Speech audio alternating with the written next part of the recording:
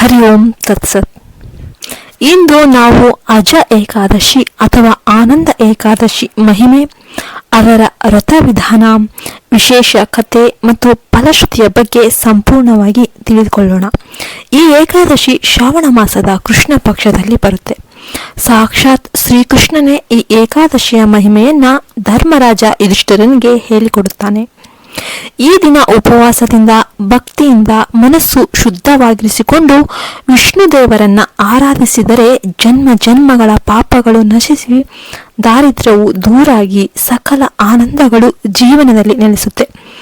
ಹೀಗಂತ ಎಲ್ಲ ಶಾಸ್ತ್ರಗಳು ಹೇಳ್ತವೆ. ಈ ದಿನ ಮಾಡಿದ ಪುಣ್ಯವು ಅಶ್ವಮೇಧ ಯಾಗ ಮಾಡಿದಷ್ಟೇ ಫಲವನ್ನ ನೀಡುತ್ತೆ. ಅಜ ಏಕಾದಶಿಯ ದಿನ ಯಾವ ರೀತಿ ವ್ರತ ಆಚರಿಸಬೇಕು ಎಂದು ನೋಡೋಣ. ಏಕಾದಶಿಯ ಪೂರ್ವ ದಿನ ಅಂದರೆ ದಶಮಿಯ ದಿನ ರಾತ್ರಿ ಸಮಯದಲ್ಲಿ ಅಲ್ಪಾಹಾರ ಮಾಡಿ ಹಗುರವಾದ ಆಹಾರ ಸೇವಿಸಿ ಶುದ್ಧ ಮನಸ್ಸಿನಿಂದ ದೇವರನ್ನ ಸ್ಮರಿಸಿ ನಿದ್ರಿಸಬೇಕು. ಏಕಾದಶಿಯ ದಿನ ಬೆಳಿಗ್ಗೆ ಬೇಗನೆ ಎದ್ದು ಸ್ನಾನ ಮಾಡಿ ಶುದ್ಧ ವಸ್ತ್ರ ಧರಿಸಿ ದೇವರ ಕೋಣೆಯನ್ನ ಸ್ವಚ್ಛಗೊಳಿಸಬೇಕು. ದೇವರ ವೇದಿಕೆಗೆ ಹಳದಿ ಬಟ್ಟೆ ಹಾಸಿ ಅದರ ಮೇಲೆ ಶ್ರೀ ಮಹಾವಿಷ್ಣುವಿನ ಚಿತ್ರ ಅಥವಾ ಪ್ರತಿಮೆಯನ್ನ ಸ್ಥಾಪಿಸಬೇಕು. ಗಂಧ ಕುಂಕುಮ ಹಚ್ಚಿ ಹಳದಿ ಬಣ್ಣ, ಬಿಳಿ ಬಣ್ಣ, ಕೆಂಪು ಬಣ್ಣದ ಹೂಗಳಿಂದ ಅಲಂಕಾರ ಮಾಡಬೇಕು. ಭಗವಂತನಿಗೆ ಅತ್ಯಂತ ಪ್ರಿಯವಾಗಿರುವ ತುಳಸಿ ಎಲೆಗಳಿಂದ ಮಾಲೆ ಮಾಡಿ ಅರ್ಪಣೆ ಮಾಡಬೇಕು. ಈ ದಿನ ವಿಶೇಷವಾಗಿ ಹಿಟ್ಟಿನ ದೀಪಗಳನ್ನು ಬೆಳಗಿಸುವುದು ಅತ್ಯಂತ ಶ್ರೇಷ್ಠ. ಅಕ್ಕಿ ಹಿಟ್ಟಿಗೆ ಸ್ವಲ್ಪ ಬೆಲ್ಲ ಸೇರಿಸಿ ದೀಪಗಳನ್ನು ತಯಾರಿಸಿ ತುಪ್ಪದಿಂದ ದೀಪ ಬೆಳಗಿಸಿದರೆ ಭಗವಂತ ಸಂತುಷ್ಟನಾಗುತ್ತಾನೆ. ಸಾಧ್ಯವಾಗದಿದ್ದರೆ ಮಣ್ಣಿನ ದೀಪದಲ್ಲಿ 3 ಬತ್ತಿಗಳನ್ನು ಇಟ್ಟು ಬೆಳಗಿಸಬಹುದು. ದೀಪದ ಪಕ್ಕದಲ್ಲಿ ಬೆಲ್ಲವನ್ನ ನೈವೇದ್ಯವಾಗಿ ಇಟ್ಟರೆ ಭಗವಂತನು ತಕ್ಷಣ ಕೃಪೆ ಮಾಡುತ್ತಾನೆ. ಭಕ್ತಿಯಿಂದ ಹಾಲು, ಹಣ್ಣು, ಅವಲಕ್ಕಿ, ಗೋಧಿ ಪದಾರ್ಥಗಳನ್ನು ನೈವೇದ್ಯವಾಗಿ ಅರ್ಪಿಸಬಹುದು. ಅದರಲ್ಲಿ ಸ್ವಲ್ಪ ಪಚ್ಚ ಕರ್ಪೂರವನ್ನು ಸೇರಿಸಿದರೆ ಇನ್ನೂ ಹೆಚ್ಚು ಫಲ ಸಿಗುತ್ತೆ. ಈ ದಿನ ಗೋಮಾತೆಗೆ ಸೇವೆ ಮಾಡುವುದು ಅತ್ಯಂತ ಶ್ರೇಷ್ಠ. ಹಸಿರು ಹುಲ್ಲು ಅಥವಾ ಬಾಳೆಹಣ್ಣು ಬೆಲ್ಲದೊಂದಿಗೆ ಅರ್ಪಿಸಿದರೆ ದೇವತಾ ಸ್ವರೂಪವಾದ ಗೋಮಾತೆಯಿಂದ ಆಶೀರ್ವಾದ ದೊರಕುತ್ತದೆ. ಗೋಮಾತೆಯ ದರ್ಶನ ಸ್ಪರ್ಶದಿಂದ ಅಜ ಏಕಾದಶಿಯ ಪುಣ್ಯಶಕ್ತಿ ಇನ್ನೂ ಹೆಚ್ಚುತ್ತದೆ. ಮನೆಗೆ ಸಮೀಪದ ವಿಷ್ಣು ದೇವರ ದೇವಾಲಯಕ್ಕೆ ತೆರಳಿ ಅಲ್ಲಿ ದೇವರನ್ನ ದರ್ಶನ ಮಾಡಬೇಕು. ದೇವಸ್ಥಾನದ ಆವರಣದಲ್ಲಿರುವ ಮರಗಳಿಗೆ ನೀರು ಸುರಿದು ಅರಿಶಿಣ ಹಚ್ಚಬೇಕು. ಇದು ಕೂಡ ವಿಶೇಷ ಪೂಜೆಯಾಗಿ ಪರಿಗಣಿಸಲ್ಪಡುತ್ತೆ. ಈ ದಿನ ಹೆಚ್ಚಿನ ಸಂಖ್ಯೆಯಲ್ಲಿ ಓಂ ನಮೋ ನಾರಾಯಣಾಯ ಮತ್ತು ಓಂ ನಮೋ ಭಗವತೆ ವಾಸುದೇವಾಯ ಎಂಬ ಮಂತ್ರಗಳನ್ನು ಜಪಿಸಬೇಕು. ಸಾಧ್ಯವಾದರೆ ವಿಷ್ಣು ಸಹಸ್ರನಾಮವನ್ನ ಪಠಿಸಬೇಕು. ಇನ್ನೂ ಉತ್ತಮವಾಗಿ ವೆಂಕಟೇಶ್ವರ ಸ್ವಾಮಿಯ ವಜ್ರ ಕವಚ ಸ್ತೋತ್ರವನ್ನ ಪಾರಾಯಣ ಮಾಡಿದ್ದೇ ಆದರೆ ಜೀವನದಲ್ಲಿ ಹಣಕಾಸಿನ ಸಮಸ್ಯೆಗಳು, ಮನಸ್ಸಿನ ಕಿರಿಕಿರಿಗಳು, ವ್ಯಾಪಾರ ನಷ್ಟಗಳು ಎಲ್ಲ ದೂರ ಆಗಿ ದೈವ ಬಲ ದೊರೆಯುತ್ತದೆ. ಇನ್ನು ಅಜ ಏಕಾದಶಿಯ ವಿಶೇಷ ವ್ರತಕಥೆಯನ್ನ ನೋಡೋಣ. ಪೂರ್ವಕಾಲದಲ್ಲಿ ಸತ್ಯ ಹರಿಶ್ಚಂದ್ರ ಎಂಬ ರಾಜನು ಇದ್ದ. ಆತನು ಸತ್ಯವಂತನು, ಪ್ರತಿಜ್ಞೆ ಪಾಲಕನು, ತನ್ನ ರಾಜ್ಯದಲ್ಲಿ ಪ್ರಜೆಗಳ ಮೇಲೆ ಸದಾ ಕರುಣೆಯಿಂದ ನೋಡಿಕೊಳ್ಳುತ್ತಿದ್ದನು. ಆದರೆ ಒಂದು ವೇಳೆ ತನ್ನ ಕರ್ಮ ಫಲದಿಂದ ಆತ ರಾಜ್ಯವನ್ನೇ ಕಳೆದುಕೊಂಡನು. ಆಪತ್ತಿನಲ್ಲಿ ತನ್ನ ಹೆಂಡತಿ ಮಗನನ್ನೇ ಮಾರಬೇಕಾದ ಸ್ಥಿತಿ ಬಂದಿತು. ಅನ್ನ ನೀರಿಲ್ಲದೆ ಕಾಡು ಮೇಡುಗಳಲ್ಲಿ ಅಲೆದಾಡುತ್ತಾ ದುಃಖದಲ್ಲಿ ಕಾಲ ಕಳೆದನು. ಆದರೂ ಆತನು ಸುಳ್ಳು ಹೇಳಲಿಲ್ಲ, ತನ್ನ ಸತ್ಯ ಪ್ರತಿಜ್ಞೆಯನ್ನು ಮುರಿಯಲಿಲ್ಲ. ಕಷ್ಟಕಾಲದಲ್ಲಿ ಸ್ಮಶಾನವನ್ನು ಕೂಡ ಕಾದನು. ಒಂದು ದಿನ ಆತನು ದುಃಖದಿಂದ ನಾನು ಏನು ಮಾಡಲಿ, ಎಲ್ಲಿಗೆ ಹೋಗಲಿ, ಈ ಕಷ್ಟದಿಂದ ನನಗೆ ಯಾವಾಗ ಮುಕ್ತಿ ಸಿಗುತ್ತೆ ಎಂದು ಚಿಂತಿಸಿದನು.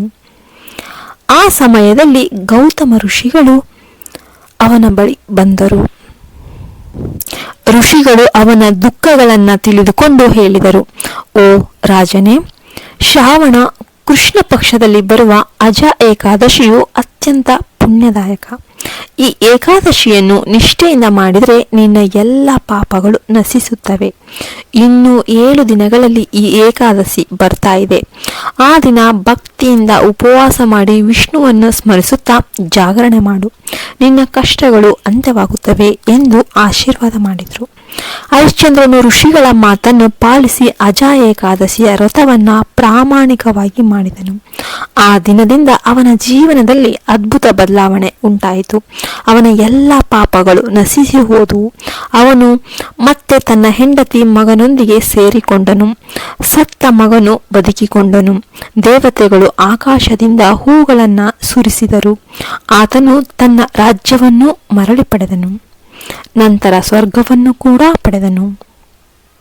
ಹೇ ಧರ್ಮರಾಜ, ಯಾರು ಅಜ ಏಕಾದಶಿ ವ್ರತವನ್ನು ಆಚರಿಸುತ್ತಾರೋ ಅವರು ಎಲ್ಲ ಪಾಪಗಳಿಂದ ಮುಕ್ತರಾಗಿ ಸ್ವರ್ಗ ಪ್ರಾಪ್ತಿಯಾಗುತ್ತಾರೆ ಎಂದು ಶ್ರೀಕೃಷ್ಣನು ಹೇಳುತ್ತಾನೆ.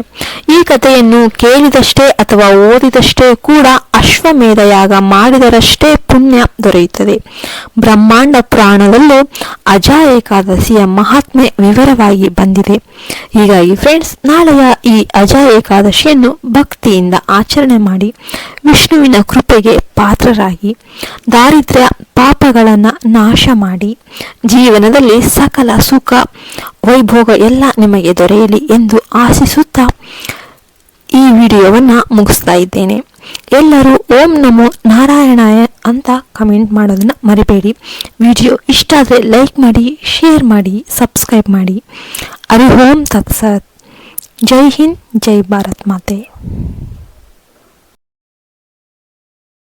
ಹೇ ಧರ್ಮರಾಜ, ಯಾರು ಅಜ ಏಕಾದಶಿ ವ್ರತವನ್ನು ಆಚರಿಸುತ್ತಾರೋ ಅವರು ಎಲ್ಲ ಪಾಪಗಳಿಂದ ಮುಕ್ತರಾಗಿ ಸ್ವರ್ಗ ಪ್ರಾಪ್ತಿಯಾಗುತ್ತಾರೆ ಎಂದು ಶ್ರೀಕೃಷ್ಣನು ಹೇಳುತ್ತಾನೆ. ಈ ಕಥೆಯನ್ನು ಕೇಳಿದಷ್ಟೇ ಅಥವಾ ಓದಿದಷ್ಟೇ ಕೂಡ ಅಶ್ವಮೇಧ ಯಾಗ ಮಾಡಿದರಷ್ಟೇ ಪುಣ್ಯ ದೊರೆಯುತ್ತದೆ.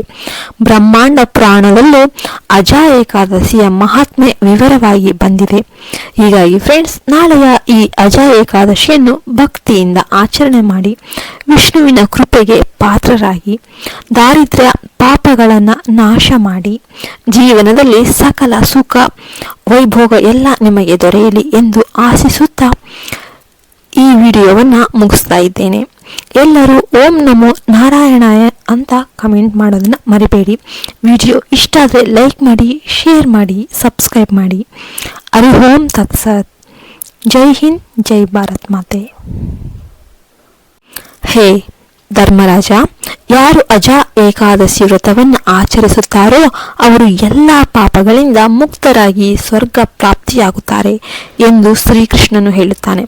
ಈ ಕಥೆಯನ್ನು ಕೇಳಿದಷ್ಟೇ ಅಥವಾ ಓದಿದಷ್ಟೇ ಕೂಡ ಅಶ್ವಮೇಧ ಯಾಗ ಮಾಡಿದರಷ್ಟೇ ಪುಣ್ಯ ದೊರೆಯುತ್ತದೆ. ಬ್ರಹ್ಮಾಂಡ ಪುರಾಣದಲ್ಲೂ ಅಜ ಏಕಾದಶಿಯ ಮಹಾತ್ಮೆ ವಿವರವಾಗಿ ಬಂದಿದೆ.